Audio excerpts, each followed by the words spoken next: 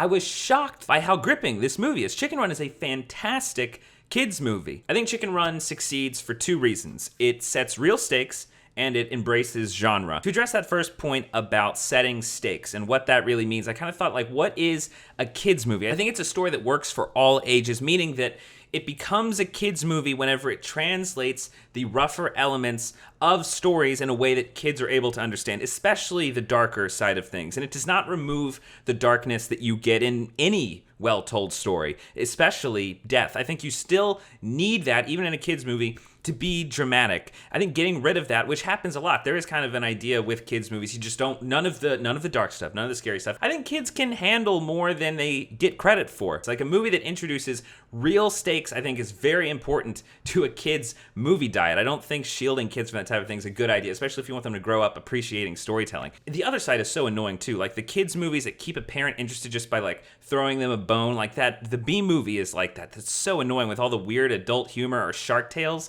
which just makes like Godfather references without actually embracing the gangster genre. And that speaks to the second point of what I think makes Chicken Run work so well, and it is the movie is so cinematic. It has its own visual language, which is not ironic in any way at all. It is a war movie, it is a prison escape movie, it's a heist movie. I mean, it's a prison movie really through and through. Like, this movie feels like it fits with Stalag 17, The Great Escape, The Bridge on the River Kwai. Like, it fits with these movies by using the dry British humor, which fits and connects very well with the story. The soundtrack is insane in this movie. It feels like it comes right out of incredible war movies. The use of editing, the montages in this are also that type of inspiring feeling that you get of the best breakout of prison movies.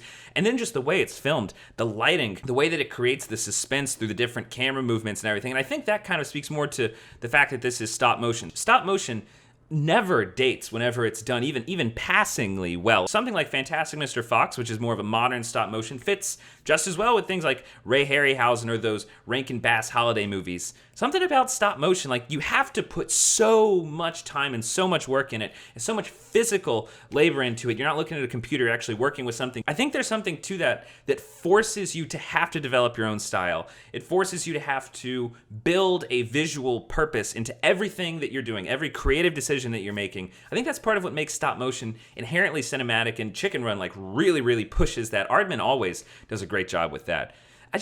It's so annoying to get kids movies that are very ironic, and I hate the meta type of kids movies. Again, something like Space Jam that does that, or Shark Tales that does that. It gets very annoying.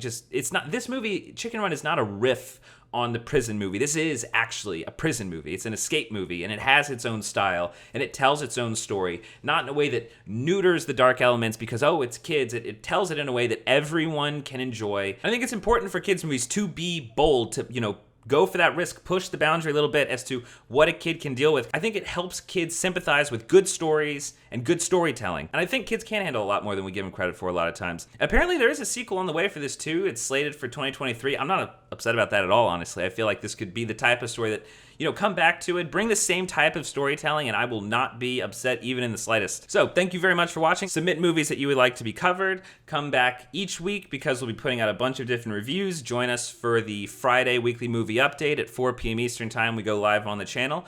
And be sure to subscribe to 5 Minute Critic for future updates on reviews and movie news.